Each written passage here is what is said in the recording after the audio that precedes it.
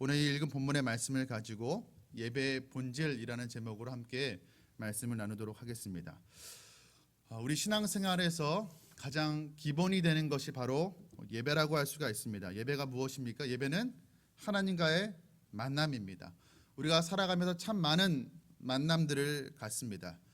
그런데 인생의 그 많은 만남들이 다 좋은 만남은 아닙니다. 만나면 만날수록 더 아름다운 향기가 나는 그런 좋은 만남도 있지만 또 그렇지 않은 만남도 분명히 있습니다.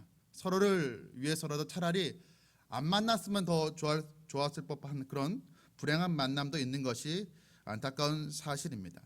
어떤 만남을 과거에 가졌는가, 또 내가 지금 현재 어떤 만남을 갖고 있는가, 또 내가 어떤 만남을 앞으로 만나기를 소원하고 있는가, 여기에 따라서 우리의 인생이 달라지게 됩니다. 만남이 인생을 결정짓는 것입니다. 이렇게 만남이라는 것이 우리 인생에서 참으로 중요합니다. 그런데 이 만남의 중요함은 우리 신앙생활에도 마찬가지입니다. 하나님과의 만남, 이것이 참으로 중요합니다. 하나님께서 우리에게 일반적인 사랑과 은혜를 베풀어 주셔서 하나님께서 우리를 하나님의 자녀로 삼으셨습니다.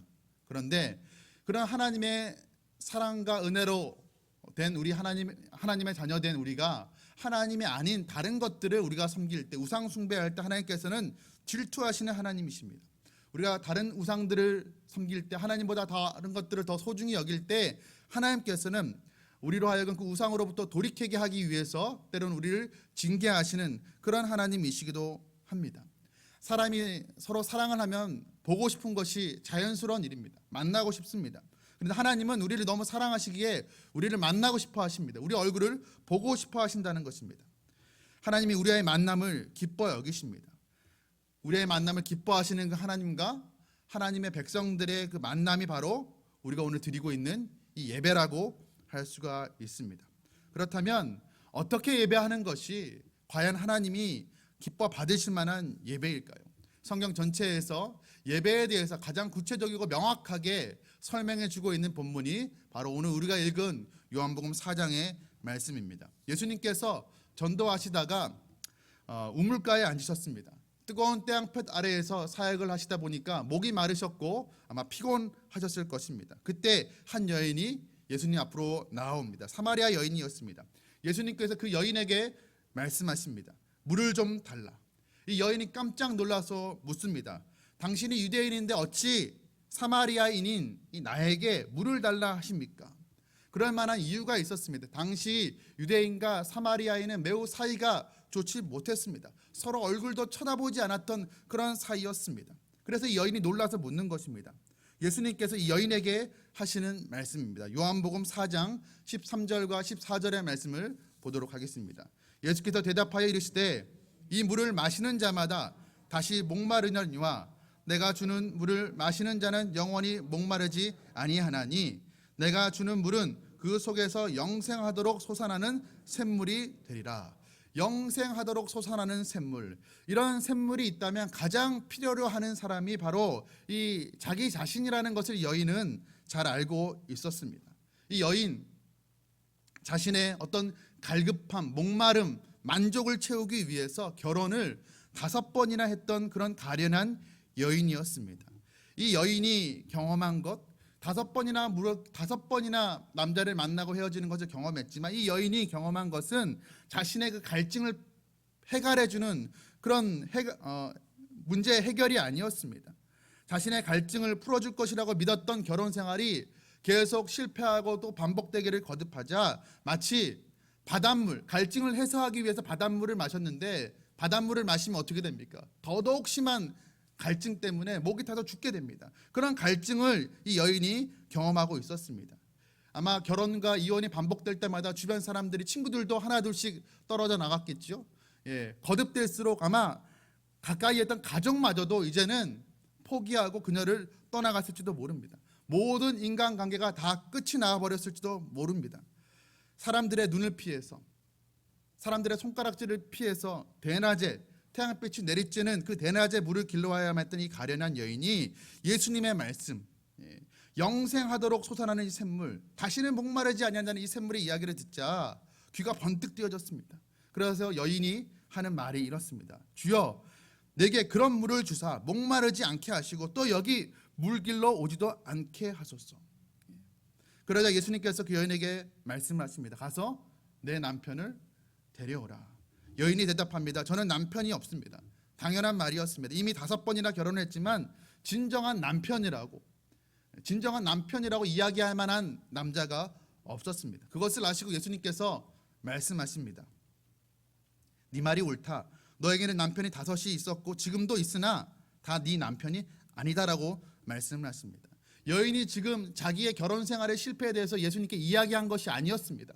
고백한 것이 아니었음에도 불구하고 감추고 있는 자기의 부끄러운 어떻게 보면 수치까지도 다 아시고 말씀하시는 예수님 앞에 여인이 깜짝 놀라서 묻습니다.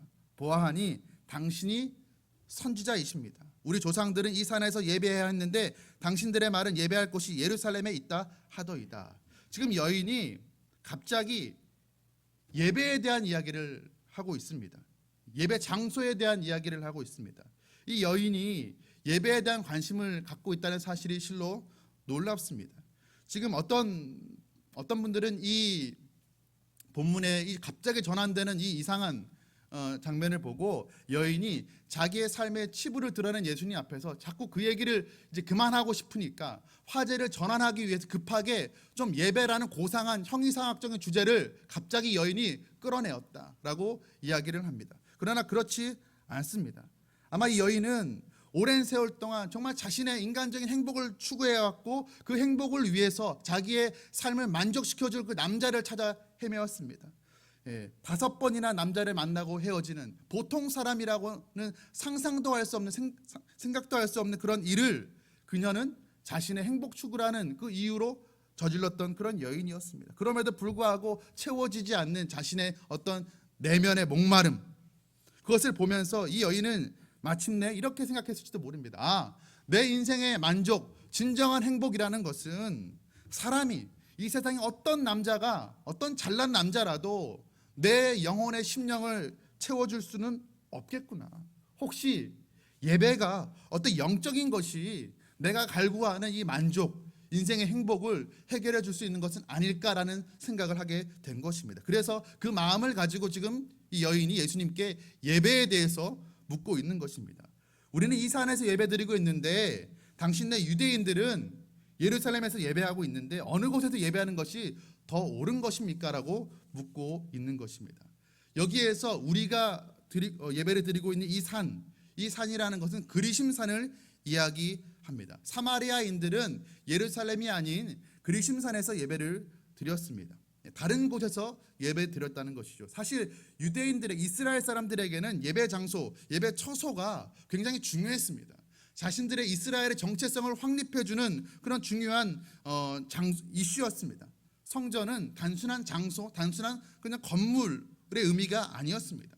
유대인들이 자신들이 하나님께 택함을 받았다는 택함받은 백성이라는 것에 대한 증표로 그들이 여겼던 것이 바로 성전이었습니다. 성전이 그만큼 중요했다는 것이죠. 이 장소가 굉장히 그들에게 중요했다는 것입니다. 그런데 왜 사마리아인들은 왜 그렇게 중요한 예루살렘 성전이 아닌 지금 다른 이 산, 그리심산에서 지금 예배드리고 있는 것일까요? 이것을 알기 위해서 역사를 조금 알 필요가 있습니다. 원래 이스라엘 백성들은 한 민족이었습니다. 아브라함을 조상으로 한 한 민족이었습니다.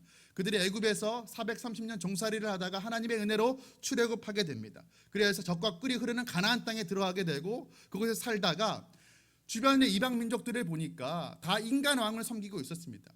이스라엘 백성들은 보이지 않는 하나님을 섬기고 있었는데 주변 민족들을 보니 다 보이는, 눈에 보이는 인간왕, 멋있는 인간왕을 섬기는 것을 보고 이스라엘 백성들이 하나님께 자신들에게도 인간왕을 허락해달라고 요청을 하게 되고 결국 그래서 세워진 이가 이스라엘의 초대왕 사울왕이었습니다. 사울왕의 뒤를 이어서 하나님의 마음에 합하다는 그런 칭호를 받았던 다윗왕이 들어서게 되고 다윗왕의 뒤를 이어서 지혜의 왕 솔로몬 왕이 왕위에 오르게 됩니다. 그런데 솔로몬 사후 그 이후에 나라가 분열이 되게 되고 두 개로 갈라지게 됩니다. 이스라엘 12지파 중에서 10개의 지파로 북이스라엘을 이루게 되고 나머지 남아있는 2개의 지파 유다 지파와 베냐민 지파로 남유다라는 또 다른 나라를 세우게 됩니다. 그러니까 나라가 지금 우리나라와 같이 한반도와 같이 2개로 갈라지게 된 것입니다. 북이스라엘의 수도가 사마리아였고 남유다의 수도가 바로 예루살렘이었습니다. 그런데 안타까운 것은 나라가 쪼개진 것도 안타까운 사실이었는데 두 나라 모두 다 하나님을 버리고 우상을 섬기게 됩니다. 하나님께서는 우상 숭배하던 그들을 심판하셔서 북이스라엘이 먼저 아수르의 침략을 받아서 주전 722년에 BC 722년에 나라가 망하게 됩니다. 그런데 그때 북이스라엘을 망하게 했던 아수르가 행한 일이 무엇이냐면 아수르 사람들과 이스라엘 사람들과 결혼을 하게 해서 혼혈일이 태어나게 합니다. 민족의 그 피를 흐리게 하는 그런 정책을 핀 것이죠. 그래서 유대인과 아수르인의 만나서 결혼해서 태어난 그 혼혈족이 주로 사는 지역이 바로 이 사마리아 지역이었습니다. 그래서 남유다 사람들 눈에 봤을 때는 저 사마리아 혼혈인들이 민족의 피를 더럽힌 사람들로 보였던 것입니다. 아브라함 자손의 정통성을 버린 사람으로 여겨져서 남유다 사람들이 봤을 때는 저 북이스라엘의 사마리아 사람들은 핍박받고 무시해야 될 사람으로 인정하지 않은 그런 사람으로 여겨졌던 것입니다. 나중에 나라가 회복이 되고 유대인들이 다시 예루살렘으로 돌아오게 됩니다. 그때 이 사마리아 사람들 혼혈이라도 반쯤은 유대인 피가 흐르고 있는 사람들이죠. 이 사람들도 무너진 예루살렘 성전을 돕는데 건축하는데 자신들도 돕겠다라고 합니다. 그런데 유대인들이 거절합니다. 왜 거절합니까? 너희들은 이제 우리 유대 민족이 아니라는 것이죠. 피가 섞여 있는 온전한 아브라함의 자손의 혈통이 아니라는 그 이유로 사마리아인들의 성전 건축을 돕겠다는 그 제안을 거절해 버립니다. 그래서 어쩔 수 없이 사마리아인들이 사마리아 땅에 가서 따로 자신들의 성전을 짓고 예배할 수밖에 없었던 것입니다. 그래서 이 사마리아 여인이 지금 그걸 묻고 있는 것입니다. 우리 사마리아인들, 우리 조상들은 예루살렘이 아니라 그리심산에서 다른 곳에서 예배드리고 있고 당신네 유대인들은 예루살렘이라는 곳에서 예배를 드리고 있는 것인데 어느 것이 옳습니까? 라고 지금 질문을 던지고 있습니다. 이 예배 장소에 대한 질문이죠. 그런데 예수님께서 전혀 엉뚱한 대답을 하십니다. 동문서답을 하십니다. 예수님의 말씀 21절의 말씀입니다. 예수께서 이르시되 여자여 내 말을 믿으라. 이 산에서도 말고 예루살렘에서도 말고 너희가 아버지께 예배할 때가 이르리라. 지금 여인은 어느 곳에서 예배하는 게 옳습니까? 예배 장소에 대한 질문을 던졌는데 예수님께서는 예배 장소가 아니라 참된 예배가 무엇인지에 대해서 지금 말씀하시는 것입니다. 이 산에서도 아니고 예루살렘에서도 아니다라는 그런 예수님의 말씀은 예배 장소가 그렇게 중요한 게 아니라는 그런 예수님 말씀이었죠. 이 말씀은 그 당시 사람들에게는 굉장한 충격이었습니다. 예수님께서 하시는 말씀이 무엇입니까? 이곳 저곳 그거 중요한 게 아니다. 예배 장소가 중요한 것이 아니라 중요한 것은 무엇인가? 너희가 아버지께 예배할 때가 이르리라. 예배 장소가 중요한 것이 아니라 아버지께 예배의 대상이 누군지가 중요하다는 말씀을 지금 하고 있는 것입니다.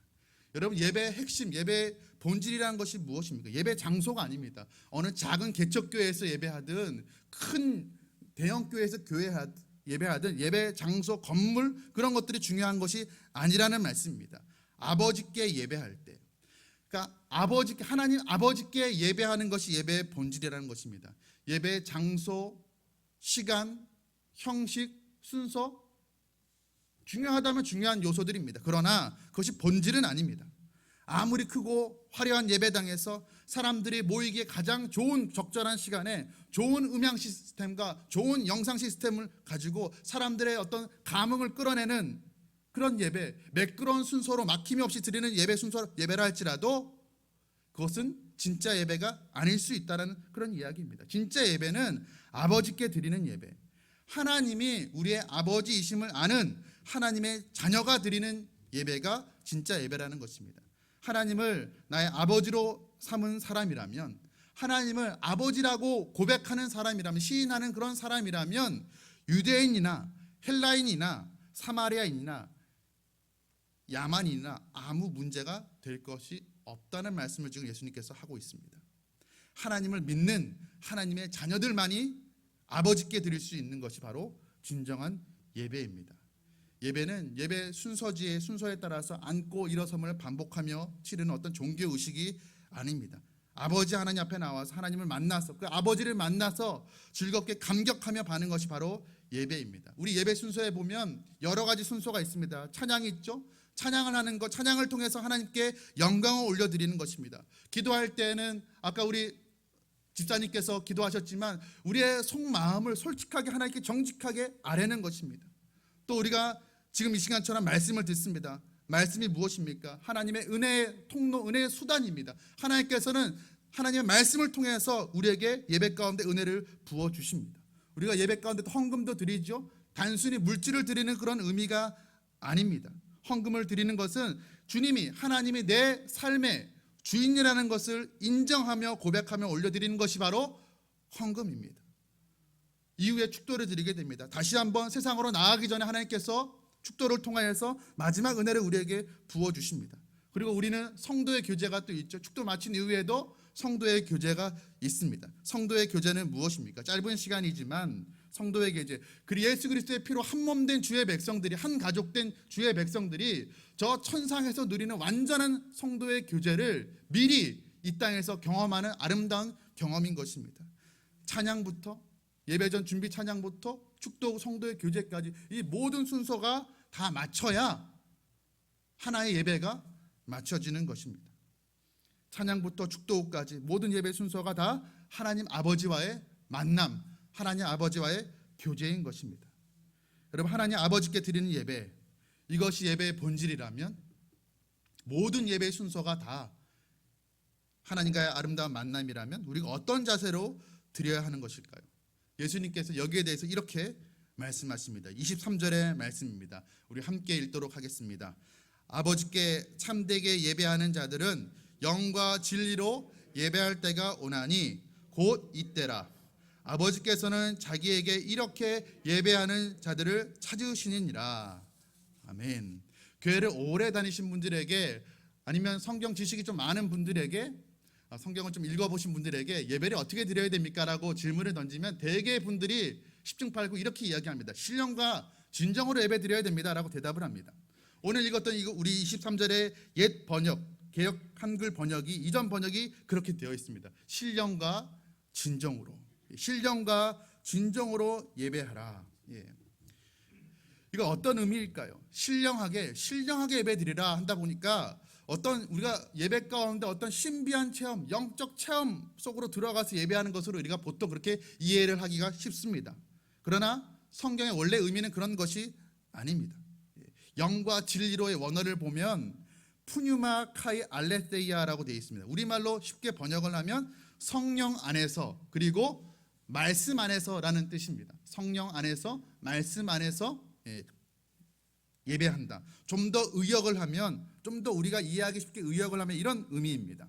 신령과 진정으로 예배한다는 말은 무엇이냐면, 영과 진리로 예배하는 것은 무엇이냐면 성령께서 우리를 인도하심에 따라서 진리의 말씀 안에서 예배하는 것, 성령의 인도하심에 따라서 그리고 말씀 안에서 예배하는 것입니다. 성령 안에서 드리는 예배는 그럼 무엇일까요? 성령의 인도하심에 따라 드리는 예배는 무엇일까요? 우리의 예배를 우리가 이끌어가는 것이 아니라 성령님께서 이끌어 가신다는 그런 말씀입니다. 달리 말하면 예배의 주체가 내가 고삐를 쥐고 예배를 이끌어가는 것이 아니라, 예배의 주체는 내가 아니라 하나님이라는 말씀입니다. 내가 예배의 자리에 나왔기 때문에 예배가 되는 것, 성립이 되는 것이 아니라, 내가 하나님 앞에 두 발로 걸어 나와서 그런 수고로움을 감수하고 예배당에 나왔지만 하나님께서 불러주셨기 때문에, 하나님께서 허락해 주셨기 때문에 우리가 이 자리에 설 수가 있는 것입니다.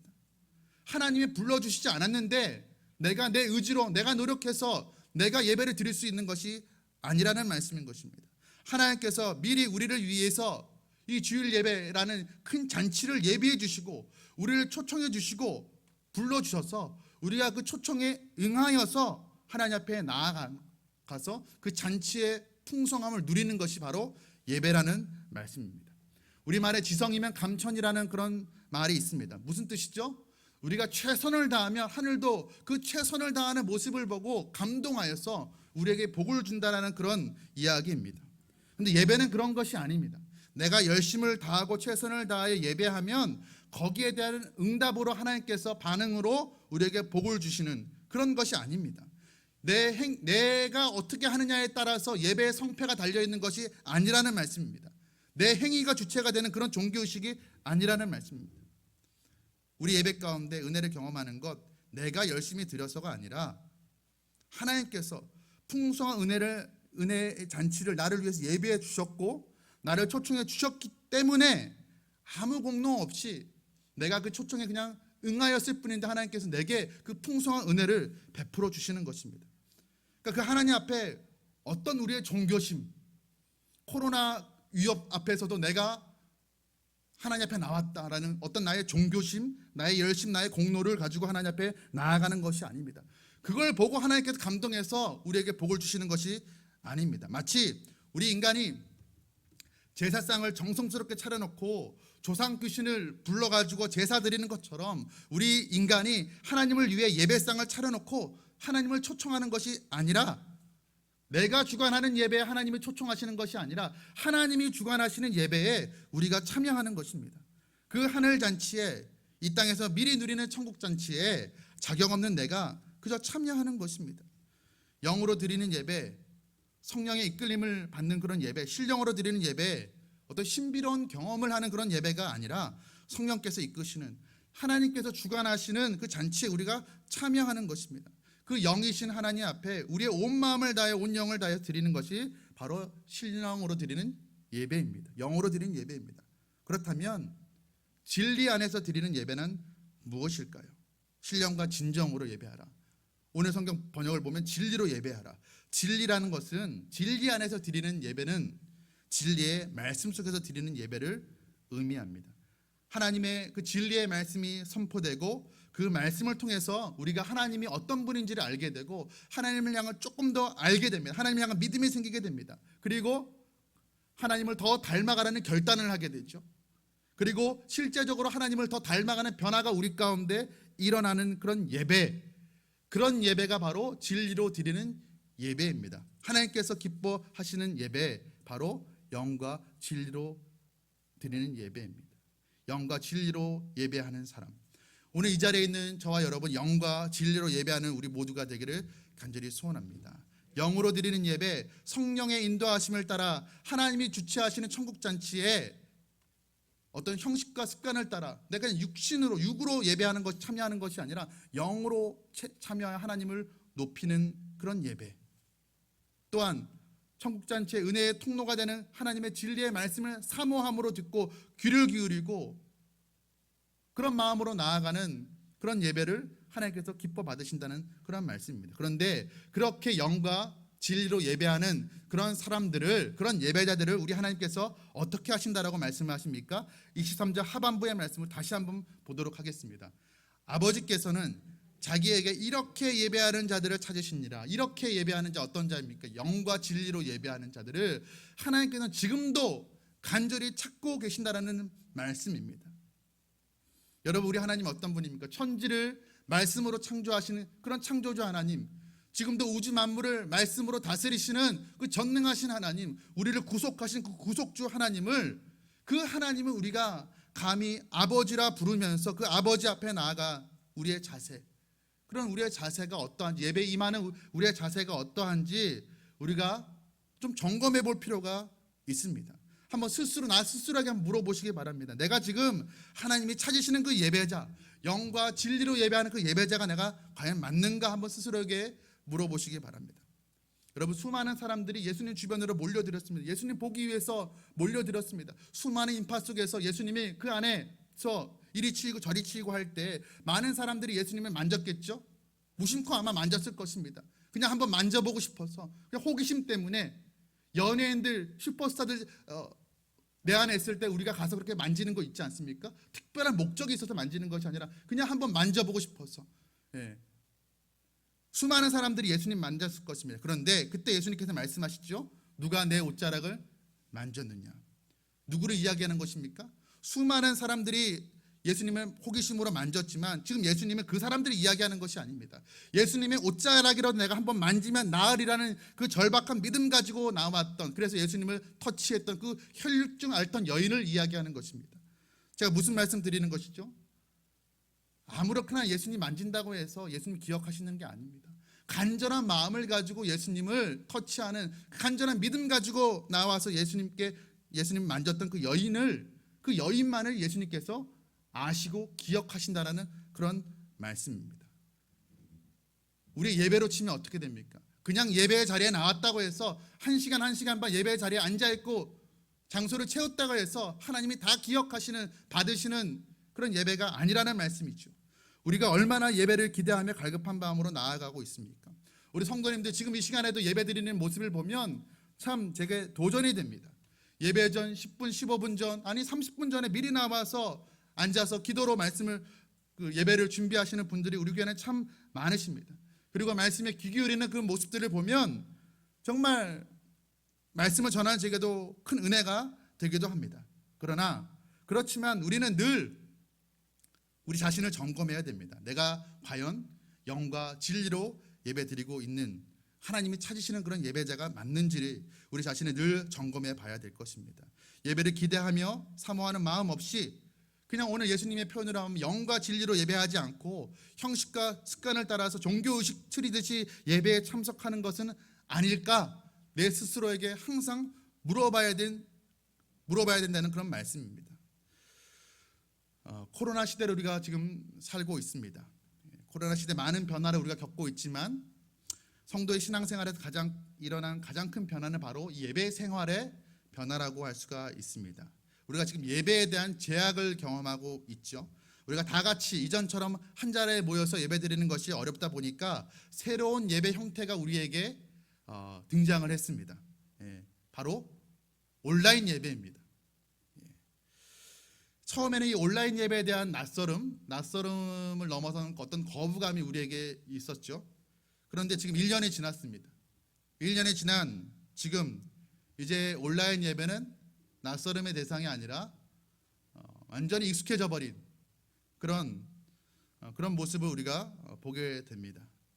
어쩔 때 보면 이렇게 현장에 교회에 나와서 대면해서 우리가 예배드리는 참석 인원과 또 유튜브로 우리가 온라인 예배를 드리게 되는데 그 조회수를 비교해 보면 어떨 때는 이렇게 예배당에서 예배드리는 성도님들보다 가정에서 또 처소에서 온라인으로 예배드리는 성도님들의 또 수가 훨씬 또 많을 때가 있는 것이 사실입니다. 이제 낯설음에서 익숙함으로 넘어가 버린 이 온라인 예배, 우리 지금 현재 코로나 시대를 살아가는 우리에게 신앙인들에게 온라인 예배라는 것은 뗄래야 뗄 수 없는 그런 예배 형식이 되어버렸습니다. 그런데 이 온라인 예배를 드리는 우리의 자세와 마음가짐을 한번 점검해 볼 필요가 있습니다. 정말 영과 진리로 예배 드리고 있는가? 지금 제가 온라인 예배가 아니면 대면 예배가 어느 것이 더 옳다, 더 좋은 예배다라고 말씀을 드리는 것이 아닙니다. 둘 중에 온라인 예배, 오프라인 예배 둘 중에 어느 것이 더 좋다라고 하는 것은 마치 사마리아인들이 그림신산에서 예배하는 것은 옳지 못하고 유대인들이 예루살렘에서 예배하는 것은 옳다라고 이야기하는 것과 마찬가지 이야기가 될 것입니다. 우리 예수님께서 그렇게 말씀하시지 않았죠? 어느 곳에서 예배하는 예배의 장소가 중요한 것이 아니라고 말씀하셨습니다. 중요한 것은 예배의 본질, 하나님과의 만남에 있어서 영과 진리로 과연 예배하느냐가 더 중요한 것이라고 말씀을 드렸습니다. 그런데 온라인 예배가 주는 이 편리함이 그 영과 진리로 드리는 예배에 혹시라도 어떤 장애가 되는 것은 아닌지 우리 스스로 좀 살펴볼 필요가 있다라는 말씀을 드리고 싶습니다. 온라인 예배가 주는 편리함이 분명히 있습니다. 예배를 준비하는 과정이 많이 생략이 되었죠. 예배 1시간 전부터 집을 나설 채비를 하지 않아도 되고 또 집에서 교회까지 오가는 왕복 거리를 길에서 보내야 되는 그런 시간도 수고로움도 생략해 주었습니다. 요즘같이 겨울을 보낼 때 폭설이 오면 어떡하나, 날씨가 영하 10도 이상 밑으로 떨어지면 어떡하나, 날씨를 염려해야 될 필요도 없습니다. 차를 몰고 운전하고 오면서 주차장이 혹시 꽉 찼으면 어떡하나, 어디에 주차해야 되는 그런 염려를 할 필요도 없습니다. 시간이 많이 단축되다 보니까 주일에 개인 시간을, 여가 생활을 더 많이 보낼 수 있게 된 것이 사실입니다. 그러다 보니 이게 정말 안식을 누리는 주일이 아닌가라는 생각이 들 때도 있는 것이 사실입니다. 그런데 그 편리함에 익숙해져 버리다 보니까 예배의 긴장감이 사라져 버린 것도 사실입니다. 현장감이 주는 긴장감이 있습니다. 오늘 이 자리에 이 예배 현장에서 드리는 분들이 받는 긴장감이라는 것이 있습니다. 저도 현장에서 설교하기 때문에 갖는 긴장감이라는 게 있습니다. 틀렸다고 해서 중간에 멈추고 앞으로 돌아가서 다시 편집할 수가 없습니다. 그렇죠? 현장감이 주는 긴장감이 사라져 버리다 보니까 우리 마음이 조금 흐트러지는 것이 사실입니다. 또 아무 때나 아무 장소에서나 내가 원하는 장소, 내가 원하는 시간에 우리가 온라인 예배를 드릴 수 있게 되다 보니까 간절함도 사라져버린 것이 사실입니다. 그 때문에 우리가 얼마 전부터는 예배 시간만큼은 주일에 그냥 아무 시간대, 자기 원하는 시간대, 편리한 시간대에 예배하지 않고 이전처럼 또 이 현장에서 예배 드리는 것처럼 동일하게 예배 시간 맞춰서 예배 드리자는 취지로 주일날에 우리가 딱 정해진 예배 시간에만 온라인 예배를 지금 송출하고 있습니다. 왜 이런 결정을 내린 것이죠? 아무 때나 원하는 시간대에 예배를 드리다 보니까 예배에 대한 간절함이 사라졌다는 것을 인정한 결정이었습니다. 우리의 마음이 흐트러진 것이 사실이다라는 것을 인정했기 때문에 내린 결정이었습니다. 우리가 처음부터 그랬던 것은 아닙니다. 우리가 처음 온라인 예배 드릴 때 작년 이맘때 기억하십니까? 예배당에서 우리가 늘상 함께 모여서 예배 드렸는데 그 예배가 얼마나 소중했는지 하나님 알지 못했습니다. 회개하면서 하나님 속히 빨리 우리가 빈 예배당이 아니라 정말 다 함께 이전처럼 모여서 예배할 수 있는 날이 오게 해달라고 첫 온라인 예배를 드릴 때 회개와 간절한 소망, 다시 모여서 예배할 그날을 소망하면서 우리가 눈물로 예배를 드렸습니다. 비록 가정에서 예배를 드렸지만 이 예배당에 나와서 예배 드리는 것 못지않게 정성을 다해서 예배를 드렸습니다. 온라인 예배가 익숙해지기 전에는 우리가 그러했습니다.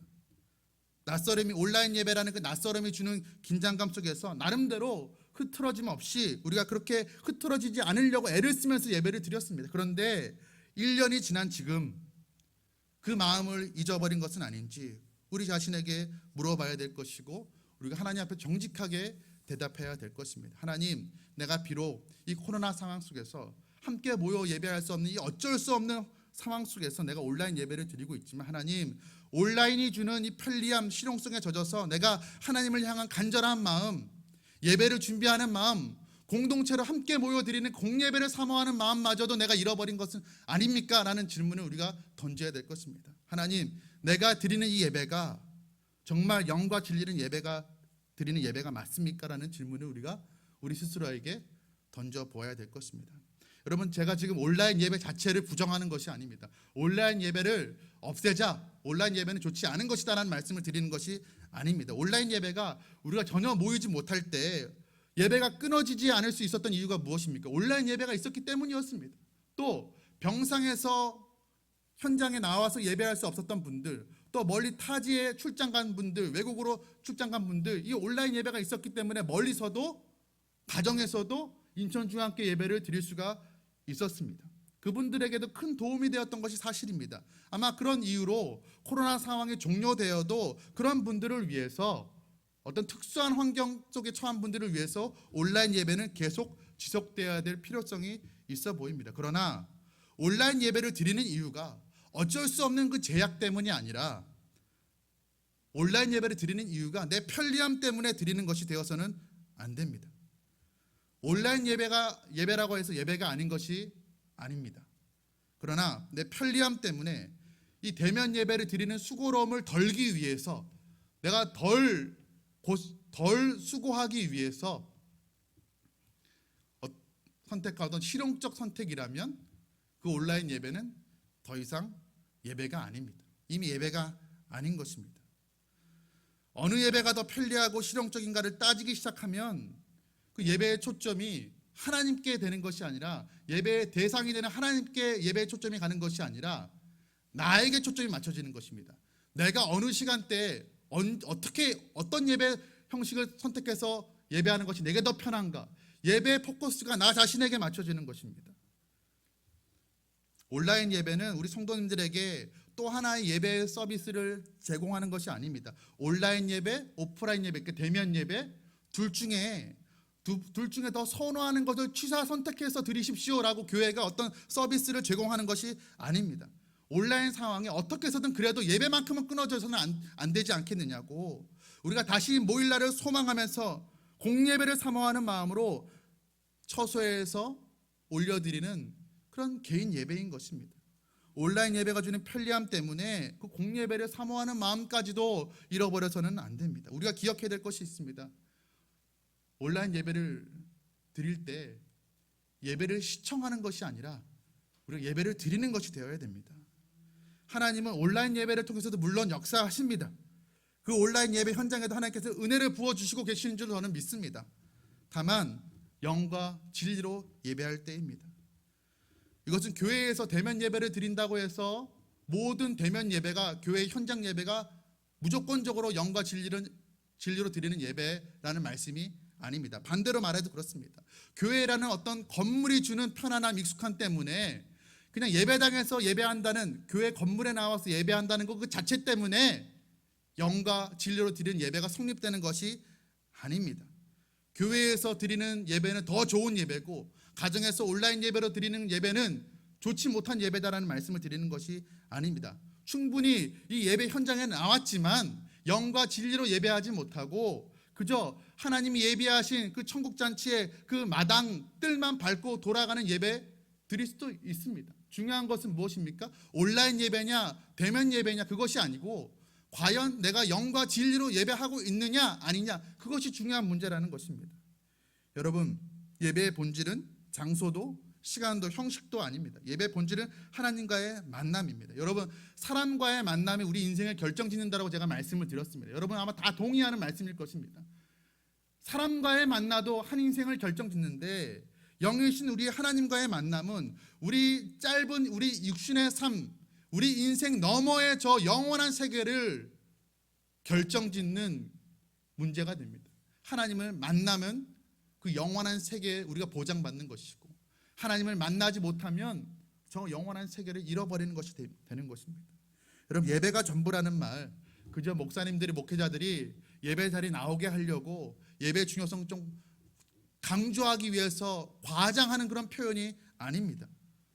실로 예배가 전부입니다. 예배에 성공하면 거기서부터 바른 성도의 삶이 시작됩니다. 그러나 예배에 실패하고서, 예배에 실패했지만 하나님이 기뻐하시는 바른 성도의 삶을 살아갈 수 있는 방법은 하나도 없습니다.